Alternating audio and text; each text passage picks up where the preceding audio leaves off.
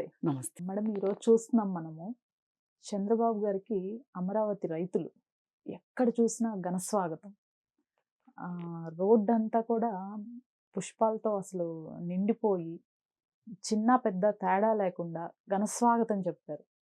ఎలా చూడొచ్చంటారు దీన్ని? ఇది ఒక రకంగా చంద్రబాబు నాయుడు గారికి చాలా సంతోషాన్ని ప్లస్సు ఆయన మీద బాధ్యతను కూడా పెంచేలాగా. ఇది ఆషామాషీ వ్యవహారం కాదు. ఎందుకంటే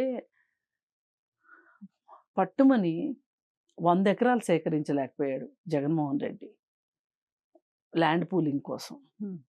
వేరే ఏదో ఒక సంస్థ కోసం. అయితే మరి 34,000 ఎకరాలు సమీకరించగలిగాడు చంద్రబాబు నాయుడు అంటే ఆయన ఆ ప్రజలకిచ్చిన నమ్మకం. ఆయన హైదరాబాద్‌లో ఆయన చూపించిన దక్షత లేకపోతే పని రాక్షసుడిగా ఉండి అధికారులను పరుగులు పెట్టించి చేయించిన వైనమే ఆ రోజు ఆయన దూరదృష్టే విజన్ 2020 ఆ రోజున 2000లో మొదలెడితే 20 ఇయర్స్‌కి ఇవాళ హైదరాబాద్ ఈ విధంగా ఉంది. మరి వాళ్ళేం ఆలోచించారంటే ఇది అక్కడ రిపీట్ అవ్వాలి అంటే చంద్రబాబు నాయుడే అని చెప్పి ఆయన మాట నమ్మి 34,000 ఎకరాలు ఇచ్చారు. వాళ్ళది తప్పు లేదు. మొదలెట్టిన చంద్రబాబు తప్పు లేదు. కానీ ఎక్కడొచ్చింది తేడా అంటే గనక వీళ్ళు కొంచెం ఆవేశపడిపోయి ఇంకా వేగంగా రావాలి మాకు అని చెప్పి జగన్మోహన్ రెడ్డి మరి ఆయన ఒక బెస్ట్ ఎగ్జాంపుల్ సెట్ చేసి పెట్టాడు సొసైటీలో. ఏంటి అంటే అది అవినీతి డబ్బా, నీతి డబ్బా, చట్ట వ్యతిరేకమైందా, చట్టపరంగా సంపాదించిందేనా అంటే లెజిటిమేట్ వెల్తా కాదా అనేది మీకు అనవసరం. నేను సంపదని సృష్టించానా లేదా, అది ప్రజల కోసం సృష్టించానా నా కోసం సృష్టించానా అనేది కూడా కాదు. నేను సృష్టించానా లేదా, అది సూట్ కేస్ కంపెనీయా, ఒక్క ఎంప్లాయీ ఉన్న విజయసాయి రెడ్డి ఒక్క ఎంప్లాయీ తోటి నేను ఇన్ని కోట్లు సంపాదించానంటే నేను ఇంకెంత చేస్తాడో మనోడు అని చెప్పి వేసేసి గెలిపించేశారు. గెలిపించేసేస్తే గుండు సున్నా చుట్టాడు వీళ్ళ నెత్తి మీద. మరి గుండు సున్నా చుట్టినా వెంటనే దించలేరుగా. ఈ 5 ఏళ్ల పాటు వాళ్ళు అతన్ని ఆహ్వానించి నెత్తిన పెట్టుకున్నందుకు గాను ముఖ్యమంత్రి అయ్యి వాళ్ళకి ఏం చేశాడో మనం చూసాం. కొట్టారా, పోలీసులతో కొట్టించారు, వైసీపీ గూండాలతో కొట్టించారు, వైసీపీ మేధావులతో మాట్లాడిచ్చారు, వైసీపీ అనలిస్టులతో మాట్లాడిచ్చారు, సినిమా యాక్టర్లతో మాట్లాడిచ్చారు, రకరకాలుగా రైతుల్ని, మహిళా రైతుల్ని వేధింపులకి గురి చేశారు, అవమానాల పాలు చేశారు. అవన్నీ వాళ్ళు దిగమింగుకున్నారని చెప్పొచ్చు. ఒకానొక సందర్భంలో జగన్మోహన్ రెడ్డిని అడగాలి అని చెప్పి వస్తుంటే వాళ్ళనందరినీ లాఠీ చార్జ్ చేస్తే వాళ్ళు చెట్టుకొకళ్ళు పుట్టకొకళ్ళు పొలాలెమ్మడబడి పారిపోయారు. వాళ్ళందరూ ఏమడిగారు? జగన్మోహన్ రెడ్డి ఆస్తులు వాటా అడిగారా, లేకపోతే ప్రభుత్వ ఆస్తులు ధ్వంసం చేయడానికి వచ్చారా? దేనికి వాళ్ళని ఆ రోజు కొట్టారు? అన్నీ భరించారు. తర్వాత మా బాధ అంతా కనకదుర్గమ్మకు చెప్పుకుందాం అని చెప్పి అక్కడేదో వెళ్తూ ఉంటే ఇప్పుడు ఈ మొన్న పిన్నెల్లి రామకృష్ణారెడ్డి అనేవాడు, వాడు జీప్ వేసుకుని శాంతియుతంగా నడుస్తున్న వాళ్ళ మీదకి జీపును బానిచ్చాడు. అప్పుడు ఎవరికైనా ఏదన్నా ఒకరిద్దరి కాళ్ళు చేతులు విరిగాయి, ప్రాణాలు పోతే. అంటే వీళ్ళు ఏమనుకున్నారంటే ఈ రైతుల్ని భయపెట్టించి ఆఖరి కేసులు కూడా కదా మేడం? కేసులు అసలు ఒక్కొక్కళ్ళ మీద వాళ్ళని చూస్తే మీరు కానీ గమనిస్తే గనక వాళ్ళని నేను మొన్న మీటింగ్లో చూసా. ఒక్కొక్క ఆమె మీద 10-12 కేసులు. ఆమె జగన్మోహన్ రెడ్డి మీద హత్య చేయబోయిందని చెప్పి హత్యాయత్నం కేసులు కూడా పెట్టారు. ఇవన్నీ చేశారు. చేసి ఇక వాళ్ళని మాటలతో హింసించారు. అసలు అవన్నీ చక్కగా మంచి పల్లెటూరులో, ఆ పల్లెటూర్లలో కాశ్మీర్లోనూ మణిపూర్లోనూ ఉన్నట్లు కవాతులు, బోట్ల చప్పుడు, అర్ధరాత్రి లేదు అపరాత్రి లేదు, పగలు రాత్రికి తేడా లేకోకుండా. అంటే వీళ్ళు ఏం చేశారంటే వీళ్ళని భయభ్రాంతులను చేస్తే వీళ్ళు నోరు మూసుకుంటారు. వాళ్ళకి ఇస్తానన్న కవులు ఇవ్వకుండా, దాన్ని శ్మశానం అని చెప్పి ఇలా రకరకాలుగా వాళ్ళని రెచ్చగొట్టి హ్మ్. వాళ్ళు శిబిరాలు వేసుకొని కూర్చొని జై అమరావతి అంటంటే 3 రాజధానులు బిల్లు ఒకటి తీసుకొచ్చి 3 రాజధానులకు అనుకూలంగా ఇంకొక శిబిరాన్ని ఏర్పాటు చేయటం.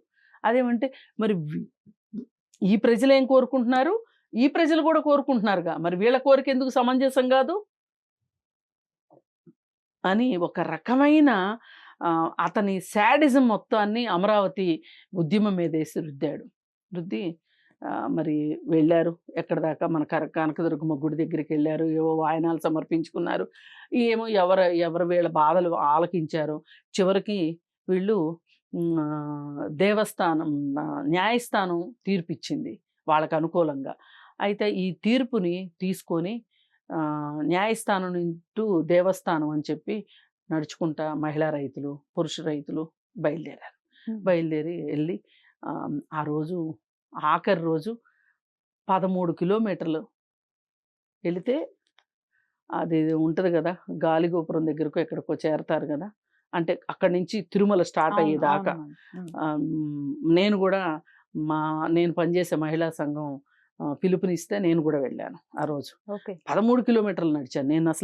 నేను నడవలేనేమో అనుకున్నా. కానీ అక్కడ వాళ్ళని చూస్తుంటే నేను చెప్పులు వేసుకుని నడుస్తున్నా. చెప్పులు లేకుండా ఆ మహిళలు అమరావతి నుంచి తిరుపతి దాకా నడుచుకుంటూ వచ్చారు. ఈలోపు ఎన్ని జిల్లాలు దాటుకుని వచ్చారు, ఎన్ని కిలోమీటర్లు దాటుకుని వచ్చారు. వాళ్ళకి ప్రజలందరూ నీరాజనాలు పలికారు.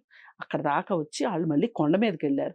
మేము కొండ మీదకి వెళ్ళే ఉద్దేశం లేక మేము వెనక్కి వచ్చేసేసాం. అంటే ఆ రోజు ఒక స్ఫూర్తి, ఒక పోరాటం అవి చూస్తే నాకైతే చాలా చాలా సంతోషం వేసింది. ఎందుకంటే మనం ఏ హక్కులు సాధించుకున్నా పోరాటాల ద్వారానే సాధించుకున్నాం. మన స్వాతంత్రాన్ని కూడా పోరాటం ద్వారానే కదా మనం సాధించుకున్నాము. ఒక ఝాన్సీ లక్ష్మీబాయి కానీ ఇట్లా కొంతమందిని మనం గుర్తు చేసుకుంటే మనకు దుర్గాబాయి దేశ్ముఖ్ కానీ చాలామంది గొప్ప మహిళలు ఉన్నారు. మన ఆంధ్ర రాష్ట్రంలోనే బోలెడు మంది చెప్పుకోదగ్గ మహిళలు ఉన్నారు. వాళ్ళందరి స్ఫూర్తి తెలిసో తెలియకో వాళ్ళని స్వార్థపరులు అన్నారు, కూకట్పల్లి ఆంటీలు అన్నారు, లేకపోతే వీళ్ళు పట్టు చీరలు కట్టుకుని వస్తున్నారు అన్నారు, వీళ్ళకి నగలెక్కడి అన్నారు, ఎన్నెన్నో మాటలు మాట్లాడారు. ఈ మొత్తం ఆ అమరావతి ఉద్యమానికి ఒక కులాన్ని ఆపాదించి మాట్లాడారు. ఎన్ని రకాలుగా మాట్లాడినా వాళ్ళు పట్టు సదలకుండా వాళ్ళ పోరాటాన్ని వాళ్ళు చేశారు. చేసి ఈ ఎలక్షన్స్లో కూడా గట్టిగా నిలబడి వాళ్ళు వాళ్ళ దెబ్బలు తిన్నా ఏం చేసినా అన్నీ మర్చిపోయి ఏమైనా సరే మనం అమరావతిని సాధించుకోవాలనుకున్నారు. అమరావతి ఎలా మనకు వస్తుంది అంటే తెలుగుదేశం పార్టీ వస్తేనే అమరావతి నిలబడుతుంది అనేది వాళ్ళు అర్థం చేసుకున్నారు. ఇది ఒక రకంగా చూసుకుంటే మన ఆంధ్ర ప్రాంతానికి ఉద్యమాలు పోరాటాలు కొత్త కాదు. దండి ఉప్పు సత్యాగ్రహం దగ్గర నుంచి మన రాష్ట్రంలోనే బాగా జరిగాయి ఒక రకంగా. అయితే ఆంధ్ర ప్రాంతంలో అప్పుడు ఆంధ్ర రాష్ట్రం లేదు కానీ ఆంధ్ర ప్రాంతం తెనాలి కానీ, గుంటూరు కానీ, రాజమండ్రి కానీ, అసలు కాకినాడ కానీ, విశాఖపట్నం కానీ అసలు ఎక్కడంటే అక్కడ రోడ్డు మీదకి స్త్రీలు పురుషులతో సంబంధం లేకుండా పిల్లలతో సహా వచ్చేవాళ్ళు. నాకు ఈ ఉద్యమం చూస్తుంటే నాకు ఇంకొక స్వాతంత్ర సంగ్రామం గుర్తొచ్చింది, అమరావతి రైతుల పోరాటం చూస్తే. మరి ఈరోజు విషయానికి వస్తే ఒక రకంగా ఇంత పోరాటం చేసి వీళ్ళు ఆ రోజు రాజధాని కోసం పొలాలు ఇవ్వడమే ఒక రకంగా ఒక ధైర్యమైన చర్య. దాన్ని మధ్యలో అటు ఇటు అవుతుంటే దాన్ని నిలబెట్టుకున్నారు వాళ్ళు. ఇప్పుడు చంద్రబాబు నాయుడు ఛార్జ్ తీసుకోవటానికి వస్తూ ఉంటే వాళ్ళని చూస్తే నిజంగా అండి రాజకీయాల్లోకి రావడము, పోవడము, గెలవటము, ఓడిపోవటము, ఈ సోకాల్డ్ డబ్బులు సంపాదించుకోకపోవటం ఇవన్నీ ఒక ఎత్తండి.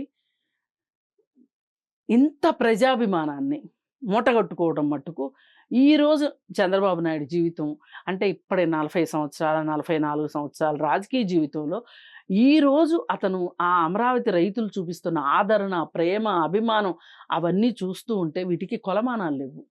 చూస్తూ ఉంటే అనుకోవచ్చు బహుశా నా జన్మ ధన్యమైంది, నేను 14 సంవత్సరాలు ముఖ్యమంత్రిగా చేశాను, అవన్నీ ఒక ఎత్తు. ఈరోజు నేను ఈ అనుభవిస్తున్న ప్రయాణం ఉంది చూసారా, ఏది సిటీ నుంచి అవును. తాడేపల్లి ఇప్పుడు మన ఈ రాజధాని గ్రామాల్లోకి ఎంటర్ అయిన దగ్గర నుంచి ప్రతి గ్రామంలోనూ జెండాలతోటి చిన్న పిల్లలకి పసుపు బట్టలేసి, పెద్దవాళ్ళు పసుపు చీరలు కట్టుకొని, ఆడవాళ్ళు రోడ్ల మీద పువ్వులు జల్లి, ఆ పువ్వుల్లో నుంచి మీదగా వస్తూ ఉంటే అసలు నిజంగా ఒక రకంగా చాలా ఒళ్ళు జలతరించేలాగా ఉంది. హ్మ్. చాలా గొప్పది. ఈ మధ్య కాలంలో చూసిన సినిమాల్లో గనక మనం కంపేర్ చేసుకోగలిగితే 'లీడర్' సినిమాలో రానాకి ఏ విధమైన ఒక ప్రజాదరణ వచ్చిందో, ఒక మాస్ ఫాలోయింగు, అది నాకు ఈరోజు అది చూస్తూ ఉంటే, లైవ్‌లో చూస్తూ ఉంటే నాకలా అనిపించింది. హ్మ్. నిజంగా వాళ్ళ సమంజసమైన కోరిక, ఆళ్ళ ఆకాంక్ష ఎంత బలీయమైందో చంద్రబాబు నాయుడు గెలుపు ద్వారా అర్థమైంది. ఇప్పుడు మళ్ళీ వాళ్ళకి అమరావతి సాకారం అయ్యే వరకు అవుతది అని వాళ్ళందరూ నమ్ముతున్నారు. రైట్. నమ్మబట్టే అట్లా రోడ్ల మీదకొచ్చారు. అదే నమ్మలేదనుకోండి, ఆయన కూడా నాకెవరు కనిపించడానికి ఈల్లేదు, పరదాలు కట్టుకొని ఎళ్తాను, అమరావతి వచ్చాక చూసుకుందాం, చేయగలిగితే చూద్దాం, చేద్దాం అని ఉంటే గనక వీళ్ళందరూ ఎందుకొచ్చేవాళ్ళు రోడ్ల మీదకి? అవును. ఎంత ధైర్యంగా వచ్చారు? అసలు అమరావతిని వాళ్ళు ఎంత విధ్వంసం చేశారు అనడానికి ఆ రోడ్డు చూస్తే తెలుస్తుందండి. ఒక పల్లెటూరు, మారుమూల పల్లెటూర్ల రోడ్లు గూడా అట్లా ఉండవు. ఒక వెహికల్ వస్తే రెండో వెహికల్ ఎళ్ళటానికి లేదు. మొత్తం కోసుకుపోయి పక్కలన్నీ ఒక చిన్న రోడ్‌లో వెళ్తా ఉంటే హ్మ్, పైగా ఊరికి గ్యాప్ వచ్చినప్పుడు వీళ్ళు కొంచెం ఊపిరి పీల్చుకుంటున్నారు. ఆయన పక్కన రక్షణగా ఉన్నవాళ్ళు గావచ్చు, అవును. ఆళ్ళందరూ. మళ్ళీ ఊరు రాగానే ఒకంత ఉలికిపాటు. వాళ్ళు మళ్ళీ ఎక్కడ జనాల మీదకొచ్చేస్తారో ఉంటది గదా! ఆయన రక్షణ వలయం అవును. ఆయనకుంటది అవును. గదా! వాళ్ళందరికీ దారి పొడుగునా దండం పెట్టుకుంటా, ఆయన విజయ చిహ్నాన్ని చెప్తూ వాళ్ళందరికీ ఆయన మొహం చూస్తే అర్థమైపోతుంది. ఇవాళ నిజంగా ఒక నిండు పున్నమిలాగా ఉంది ఆయన మొహం. హ్మ్. అంత సంతోషం కనిపిస్తుంది. ఆ ప్రజల నమ్మకం నాకు బాగా నచ్చింది. ఇప్పుడు రాజకీయ నాయకుడిని నమ్మితేనే గదండీ! అవునండి. ద్రోహం చేసినా, మోసం చేసినా, న్యాయం చేసినా నమ్మిన తర్వాతేగా ఎవరైనా చేయగలరు. మరి జగన్‌ను కూడా ఇదే విధంగా నమ్మారుగా ఆ రోజు. ఏం చేశాడు? ద్రోహం చేశాడు వాళ్ళకి. వాళ్ళని పెయిడ్ ఆర్టిస్టులన్నాడు. అన్నందుకే గదా! వాళ్ళు ఇప్పుడు ఇంత పట్టుదలగా నిజంగా పెయిడ్ ఆర్టిస్టులయితే ఎవరైనా డబ్బులిస్తే ఇన్ని రోజులు పని జేస్తారా? ఈ మూమెంట్‌ని సెలబ్రేట్ చేసుకుంటున్నారు. వాళ్ళు సెలబ్రేట్ జేసుకుంటున్నారు.